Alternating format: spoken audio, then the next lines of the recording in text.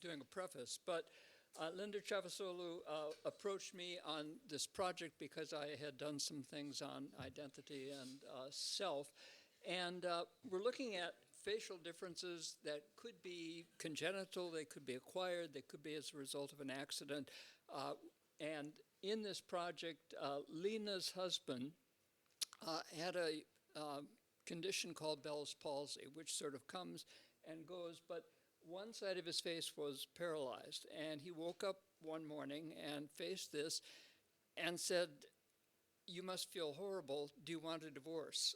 He was assuming that it was that catastrophic in terms of the way people would relate to him.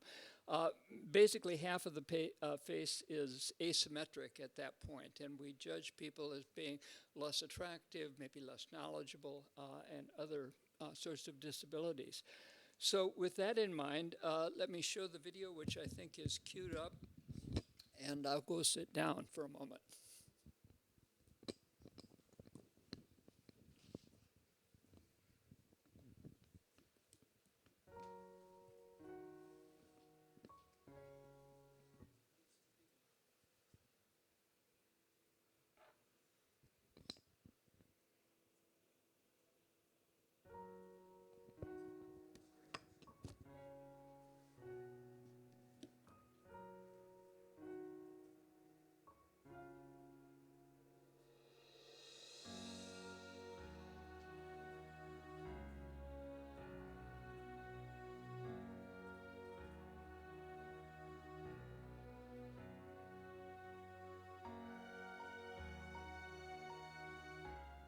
What is it like having a facial difference?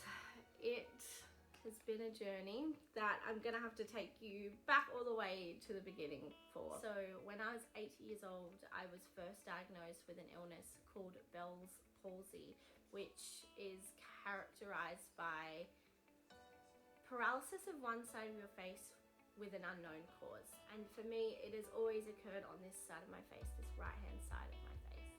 Hi, I'm Chelsea. I am 34 years old. I was born with a rare condition known as Sturge-Weber syndrome that affects probably 1 in 50,000 people.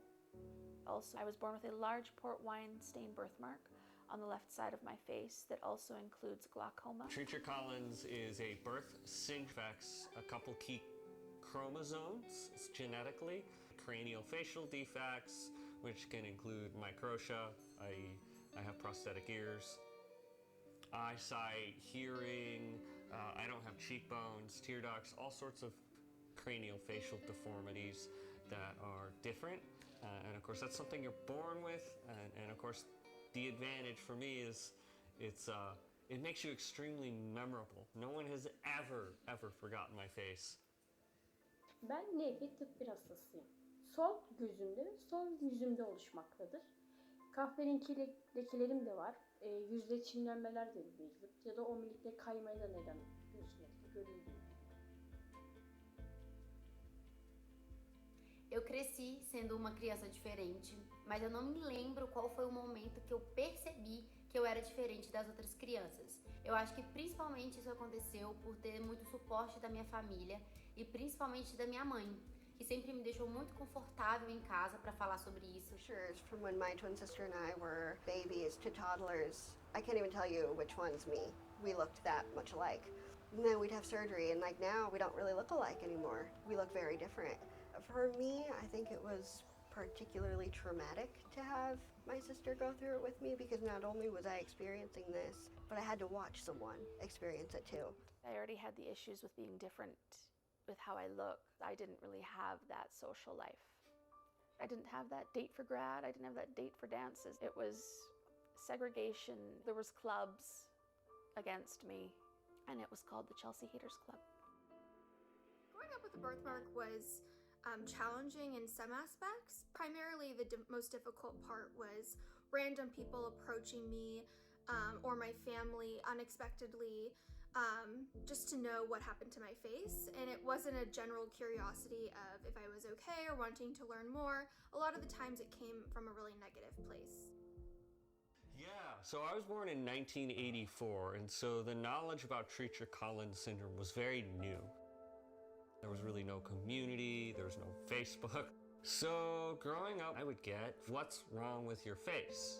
For me, I always fell back on self-deprecating humor to make light of the situation. So when I met Dwayne, I did not know anything about Treacher-Collins syndrome. I just knew his face looked different.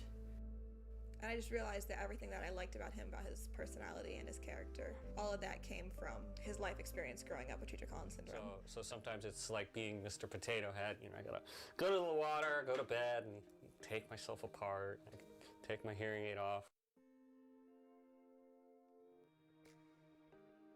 I was called like deformed girl by like a group of jerk kids and stuff like that. And stares at people, even like adults will just still stare at me. Like if I'm, you know, growing up, I was, I didn't want to come out of the house. I didn't want to do too much anything. I hated going out in public. If I went out in public, I would wear a hoodie. I don't care if it was the summertime because I wanted to hide my ear or, try to hide as much as possible. And that was me coping with it. But then I had another dangerous coping method, which I learned that was dangerous as I was growing up.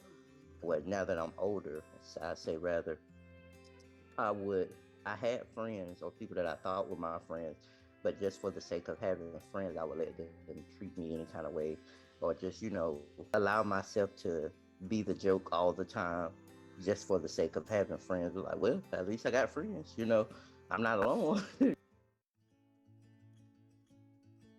the question, what is wrong with you? Fundamentally, in the question itself, it is asking what is wrong, wrong being a negative, bad thing with you. And in this case, what is wrong with me? And there's nothing wrong with me. Yes, my face may not function the way that other people's does, but does that mean that the way my face is bad, wrong, negative? I don't think so, and I don't think it's okay to put that on someone. Perguntas que mais me incomodam são perguntas que dão a entender que eu deveria tirar a minha pinta, tipo, perguntando por que você não tira, ou olhares excessivos também, porque isso me dá a sensação que a minha pinta é algo ruim. Oh, shoot. My husband, people would look at him, look at my baby bump, and just be aghast. So they expected me to just be like the Hunchback of Notre Dame and hide out in a basement somewhere, Kaçanlar da var tabii ki de. Yanına, bir toplu taşıma aracında yanına oturduğunuz insanın sizin yanından kalkması veya yanına oturmaması, bu hastalığın bulaşıcı olduğu düşüncesiyle, yani bir kişiyle tokalaşamıyorsunuz bile, yani elinizi tutmak bile istemiyor ya da sizi öpmek istemiyor, sarılmak istemiyor ya da çocuğunun gözünü kapatması, çocuğunu sizden saklaması. Mesela bana gelen en kırıcı kelimelerden biri şuydu: maymuna benziyorsun. It got dark, it got scary. There was times, I didn't want to leave the house. The whispering, the ogling by grown adults is what drives me mad. I've had people actually come up and ask me if it's infectious. I've had people ask if my eye is going to pop out of my head and if I need medical assistance. It's gotten to the point, though, I've actually told people, if you're going to stare, either ask for my autograph or take the damn picture. It does cause me anxiety in a mild form. I do wear an eye patch daily, and as much as I might put myself in the media and talk about various bits and pieces, naked as I call it, but if somebody should come to my front door, like the postman who I might see every day, rings on the doorbell, my first thought is, how can I cover myself up, because I don't want to be looking the way I look. And I found my safe place with my eye patch on, and that's how I face the world every day. But that even comes with its own challenges, because there's not many people walking around with eye patches either, so it's a no-win situation. To go to a movie and never ever see someone that looks like you, like not once, unless they're, I don't know, the bad guy, that's the only person who was ever disfigured or has any type of scarring. Even in The Lion King, what's the evil lion's name? Scar. There's that subliminal messaging from the time we're very, very little that these facial differences are bad, they're evil, they're not normal. Facial differences in media, it's like a villain, you know. That's pretty much it. It's rare that you see somebody with a facial difference who is like the hero, unless it's a story like Wonder, which is a beautiful story, but still it focuses like 100% on his facial difference. I think it would be really cool to, you know, see it just be like a love story or like a superhero or something, just a regular story. You don't see someone with facial difference on the cover of magazines or in movies or in any kind of positive beauty light. And I'd love to see that change, because I think that would definitely help people feel more confident about themselves when they have visible difference. Hard growing up when you are society, movies, everything portrays anyone with a facial difference as a monster.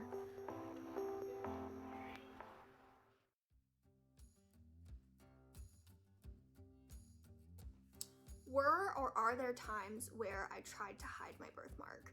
I have never tried to hide the fact that I have a vascular birthmark. Even when I'm wearing a full face of makeup like I am today, I always am the first person to talk about it in a room, or if I see a stranger in public with a vascular birthmark, I tell them and I show them photos that I have on my phone.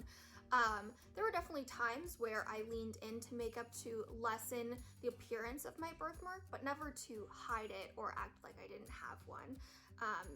Makeup has been a wonderful tool for me to feel in control of other people and their staring or their questions or their comments towards me. But I've never used makeup to completely remove or act like I did not have a birthmark. আমি খুব সাজতে ভালোবাসি, যে আমি সবসময় সাজবো। তো আমার এই জিনিসটা ঘটে যাওয়ার পর থেকে আমার এই ঠোঁটটা পুরো পুড়ে গলে গেছিল। তো যাওয়ার পরে আমি খেতেই পারতাম না, গলা খাবার খেতাম। আমার গলায় দুটো ফুটো ছিল, তো ওই লকডাউনের আগে অপারেশন করে গলার ফুটো দুটো বন্ধ করেছি। তো করার পরে আমি বলি আমার ডাক্তারকে বলছি আমার মুখটা কি করা যায় দেখো।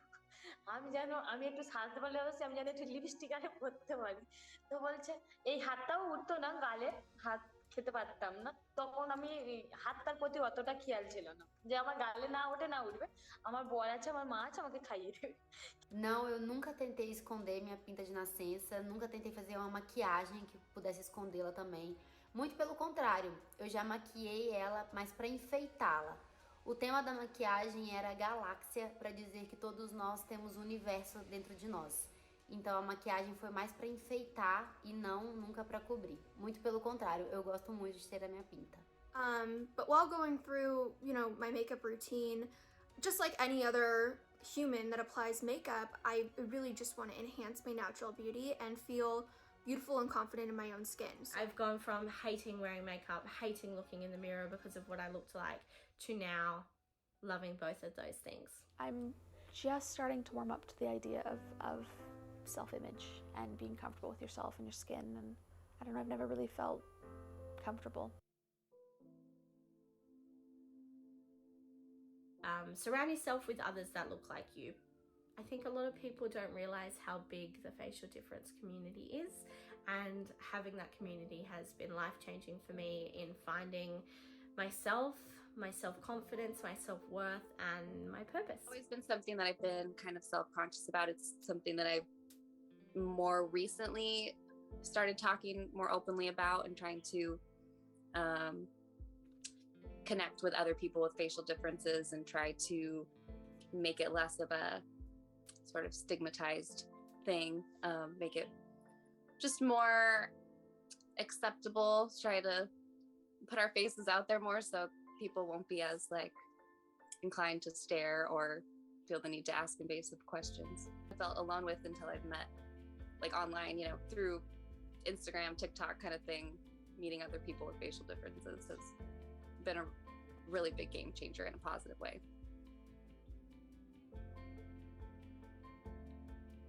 Treat me like you want to be treated.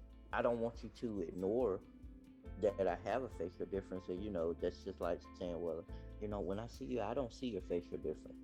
Yes, you do. See it. We can talk about it. That's how you know, and the more you say you don't see it, there'll never be change. Another reason I don't want any sympathy, I spent a lot of my life feeling sorry for myself.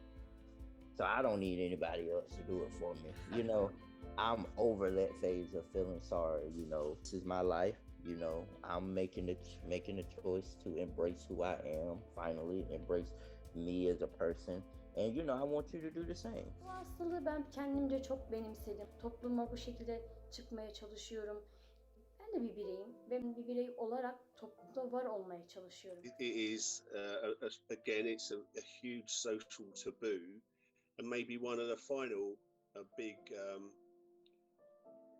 pushes that we really need to be highlighting the fact that people with different faces aren't different people. They've just gone through something which you haven't, and that sort of respect rather than to mock.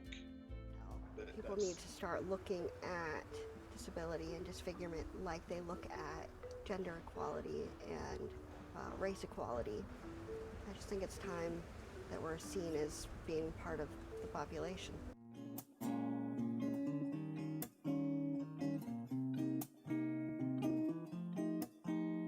My name, my age, my favorite color, my height, my sign, do I have a lover? What's my nationality? Here's some things that inspire me. My favorite food, my current mood, and my shoe size is my favorite TV show and my favorite animal. There's much more to know that we'll cover as we grow. I've got this many tattoos, and yes, all these things are true. So tell me a little something about you. Some say love, it is a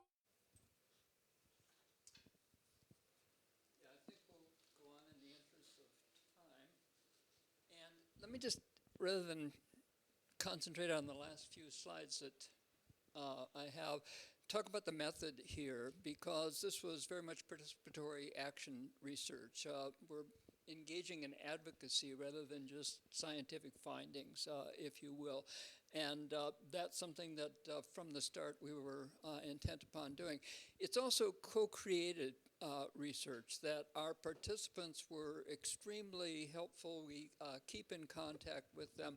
We actually showed this film at the Association for Consumer Research Film Festival and won first prize. And there were two of the people from our 20 that we engaged with overall who came to that conference to be there for the Q&A following the premiere. And we gave them a hotel room, but they came from neighboring states and made a sacrifice to be there. We initially started this project trying to go through NGOs to source people, and they refused us almost uniformly, with the exception of one agency in India and one in Turkey, because we didn't have facial differences ourselves. I tried to argue that aging is a facial difference and I should be represented, but they didn't really buy that argument. After we won first prize and this began to be put up on various websites, the agency started coming to us. And so it sort of came full circle, but we had a difficult time establishing our credibility initially. It's been a very rewarding project, and there's a historical bias here in Japan. Not only are the faces deformed, but they're also different colors. And there's in Asia strong concern with facial coloration as well. In Greek theater masks, we see some of the same sorts of biases, horns here and so forth. And there was an era up through the 1950s, even into the 1960s, when freak shows were something that would be common at carnivals. And the top middle one is a film from the 30s by Todd Browning called Freaks, where the quote-unquote freaks got their revenge on the prejudices of people that were arguing against them. So, and let me just show one final slide. This was a slide from Chicago in 1881, but a number of American Midwest towns had these ugly laws, and the laws were ugly although they were targeted at people that society was characterizing as ugly. And this one was saying, if you have a deformity, you should not appear in public, and we're going to fine you the equivalent of $20 US for each appearance that you make. Eventually, Chicago relented and gave the worthy deformed a tag like this medallion so that they could beg in public. Among the other difficulties, unemployment, underemployment, and social relationships as well. We conducted this research starting in the COVID era, and so we started with Zoom interviews online, and then we got our people to do things like film yourself getting ready in the morning and answering various questions and so forth. So let me leave it there, and we covered that in the video. And an article by Dion Burscheid and Walster in 1972 got photos of people that were judged to be unattractive and attractive, and they found basically what is beautiful is good. That was the societal prejudice. And subsequently, another study established the opposite, that what is ugly is bad. And so there are these inbuilt prejudices based on appearance. As I said, let me stop there, and thank you very much.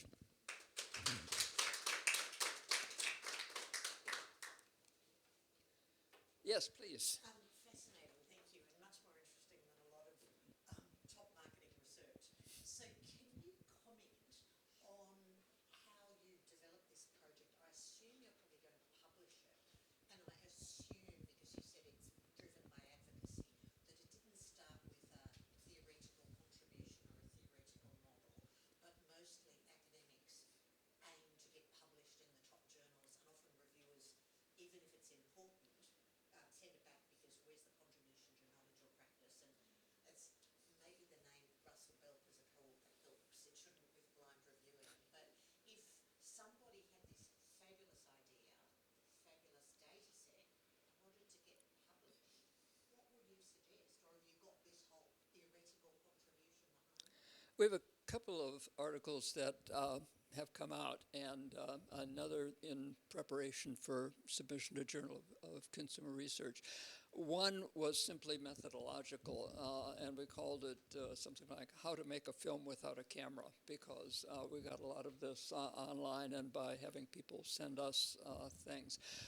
Another was looking at, I don't know if you are aware, but Barbie has come out with a line of vitiligo Barbies with patchy skin, and also wheelchair Barbie and amputee Barbie and so forth. And so we were looking at reactions to that, and that was an ethnography looking at various online sites like Amazon, where people could evaluate this project. What we're working on, we showed this also at a disability conference in Northern Ireland, is inclusion, exclusion, basically. And we're looking at how that can come about. And we didn't have it in the film, but that's one of the other things that we focused on. In doing follow-ups, the Turkish woman with the extremely sagging face was getting a master's degree. I was telling you about this before we started. And she was usually at the college, university level, people are more educated and more receptive to equality. But she saw a classmate in the cafeteria and said, well, come and sit with me. And the classmate said, you know, if I looked like you, I wouldn't go out in public. You're harming people by appearing in public. This is like the ugly laws back in the 19th century in the Midwest. And at any rate, we came back a year later. This woman had gotten a good job in an insurance company. The boss talked to her coworkers, and they rallied around her, they defend her, they interact with her, take her out, and so forth. And she got a boyfriend at the same time. And so a year later, her life had entirely changed. That wasn't the case with everyone. And so there's a long way to go in terms of recovery. I'll stop there, please.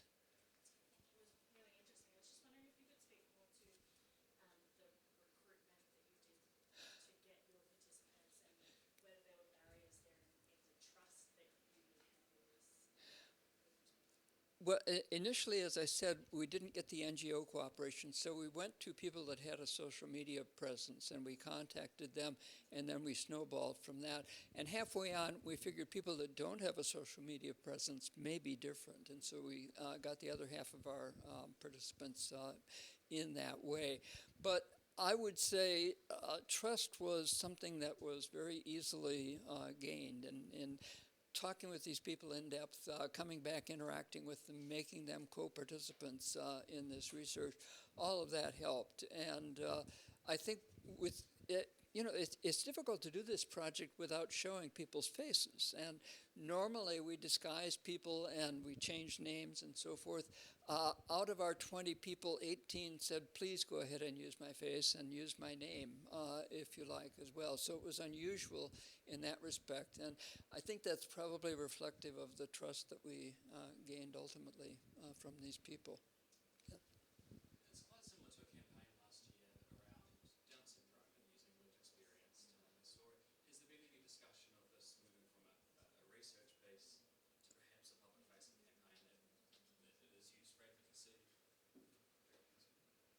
I missed the campaign that you were referring to. A similar campaign around using lived experience, people telling the story and understanding it from that perspective, but going from a research piece to an actual campaign to support the advocacy. Yeah, that's the basis of participatory action research, that you're trying not to just exploit people by taking data from them, if you will, but to help them in some way. And that was our intent in this project. And, we make no secret of that this is biased research. We're trying to advocate for people rather than scientifically describe them and predict a solution to their plight.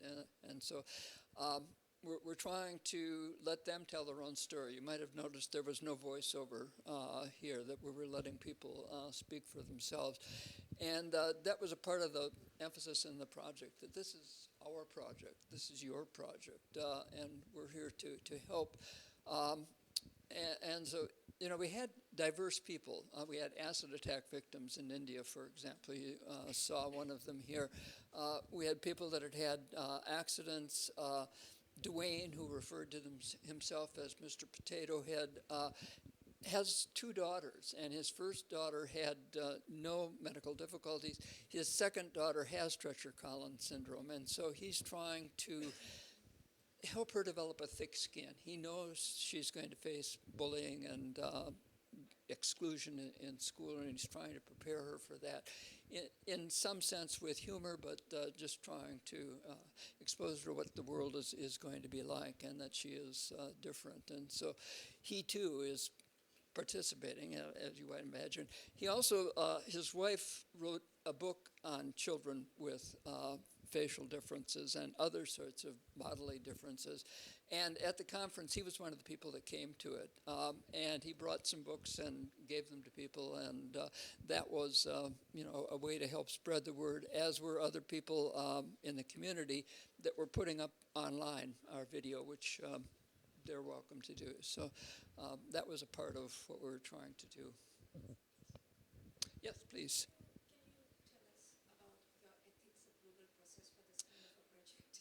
We had to get approval from 2 universities. We were at 2 universities. She was at another one on the East Coast at the time, but now is on the West Coast. And we surprisingly got good cooperation. That we didn't have to, I think we had to revise something in our consent form to some degree, but the institutions were supportive. And so I don't think all institutions are like that. I've served on our own institutional review board, and there's some people that are difficult because they're coming from different methodological perspectives and so forth.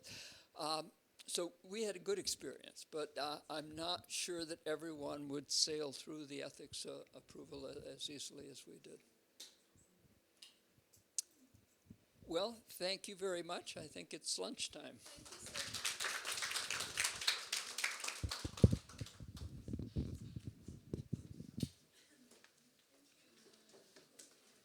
Quite fascinating. All three topics are very, very interesting. I'm quite curious to see what could be the next step, really, particularly when it comes to, but let's start from gender biases. So whether all of these different types of interventions can be meaningful and also impactful in terms of the outcome, for example, retention, well-being of the individuals, and how that can vary depending of roles of individuals. This is quite very interesting. The second topic about power dynamics, again, really whether we can come up with some, or the authors can come up with some sort of a contingency model which includes the role of context, characteristic of the individuals involved. Well, we know that, for example, when it comes to leadership style, autocratic style of leadership is not necessarily a bad thing, depending on a context. Sometimes it could be quite helpful. Whether we can have these type of discussions in this area. And finally, Professor Belk's research about facial differences, quite interesting, and I'm quite curious about interventions possible to really normalize the idea of treating people quite equally, and apparently lots of them are quite confident and they don't want to even go through an operation to change the situation, which is quite interesting, and looking forward to the future where we will have a very equal environment where everybody is respected and treated equally. Thank you so much.